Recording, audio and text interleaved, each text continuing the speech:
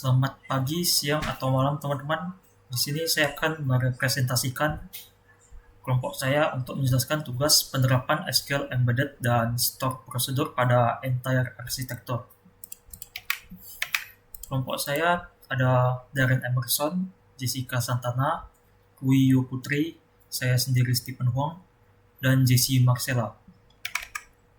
Begini adalah tampilan aplikasi kami. Dan saya akan masuk ke konsep entire architecture terlebih dahulu.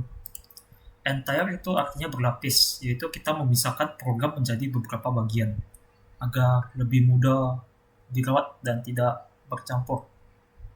Seperti yang bisa dilihat pada bagian kanan atau bagian Solution Explorer, saya membaginya menjadi 4, yaitu BLL atau Business Logic Layer, DAL atau Data Access Layer, dan model, dan Form 1 atau Presentation.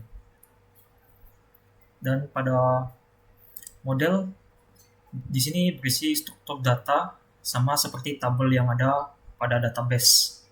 Di sini saya ada tanggal, nomor bukti, kode barang, nama barang, masuk dan keluar. Dan pada data access layer itu tugasnya itu menghubungkan program ke database. Dan untuk business logic layer yaitu untuk membuat logika bisnis. Contohnya di sini saya membuat string is null or empty bagian nomor bukti. Jadi jika bagian nomor bukti itu empty atau kosong, maka akan muncul error. Nomor bukti tidak boleh kosong. Begitu juga untuk bagian nominal untuk masuk dan keluarnya. Jika masuk kurang dari 0 atau bisa dibilang negatif, maka akan muncul error jumlah tidak boleh negatif. Oke. Selanjutnya kita akan masuk ke penjelasan SQL Embedded. Di sini saya mulai dengan menggunakan string query, yaitu untuk menulis query SQL langsung dalam kode C#. Dan using SQL connection itu untuk menghubungkan data di C# saya dengan di SSMS menggunakan connection string. Ini nama server saya dan nama database saya. Kemudian selanjutnya yaitu SQL command. Di sini SQL command itu berisi query SQL tadi. Karena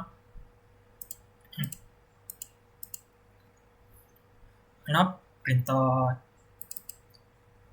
berisi insert atau add new Arcus top, maka akan muncul cmd execute non query. Itu tugasnya akan menjalankan perintah itu ke dalam database. Selanjutnya ada bagian parameter add with value, yaitu mengirim nilai dari program ke parameter di stored procedure, dan masing-masing parameter akan digantikan dengan nilai input oleh si pengguna atau usernya. Dan untuk bagian update, bedanya di sini yaitu di bagian insert atau add-nya itu saya menggunakan di sini saya menggunakan embedded, dan di update ini saya menggunakan stored procedure. Bisa dilihat dari sini.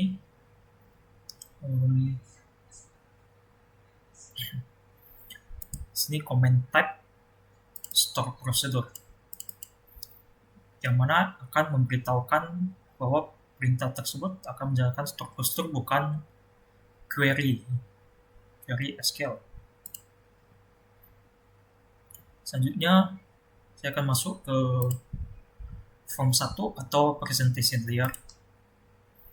Di sini pada bagian create-nya itu, di sini saya memasukkan sedikit logika. seperti yang bisa dilihat di is null or white space. Ini dua baris ini berfungsi untuk mengetahui apakah jika text box kosong, nilainya akan otomatis diganti dengan 0 supaya tidak akan terjadi error. Lalu kita panggil dengan BLL add new supaya masuk ke BLL business logic layer dan akan masuk lagi ke data access layer.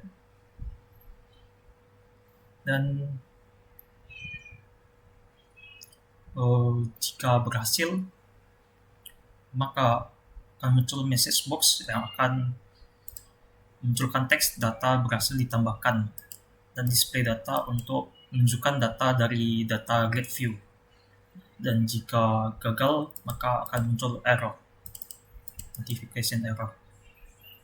Begitu juga konsepnya sama dengan penggunaan button update, delete, dan grid. Oke, selanjutnya saya akan masuk ke query SSMS kelompok kami, yaitu pada stored procedure. Di sini kami membuat 3, yaitu create, delete, dan update. Untuk create yaitu create procedure, tanggal, nomor bukti, kode nama barang masuk keluar. Dan di sini yaitu untuk insertnya. Jadi saya bisa memasukkannya dengan menggunakan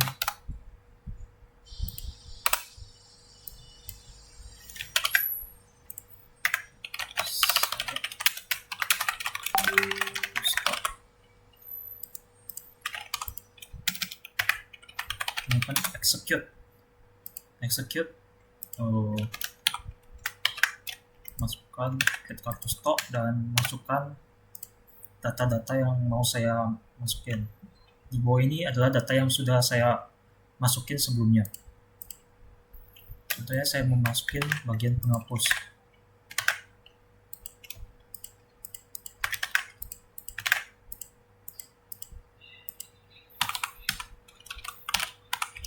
Tanggal 30.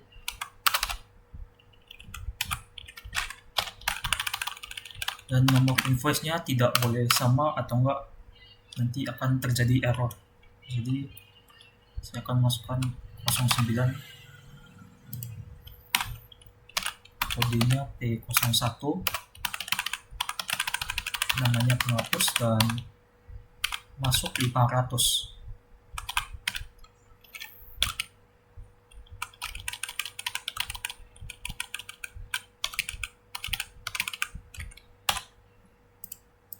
Dan jika kita execute, akan masuk ke tabel database-nya,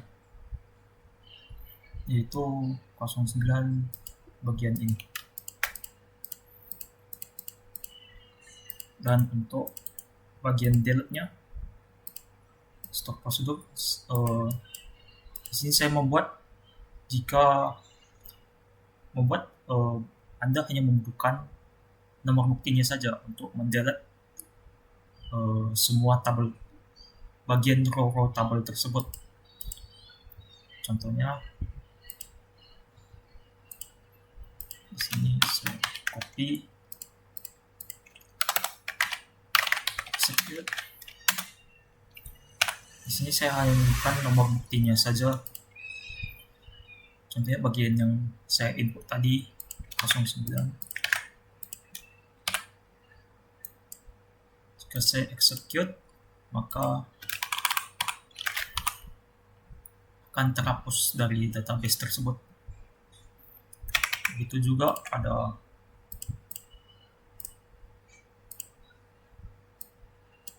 aplikasi kami.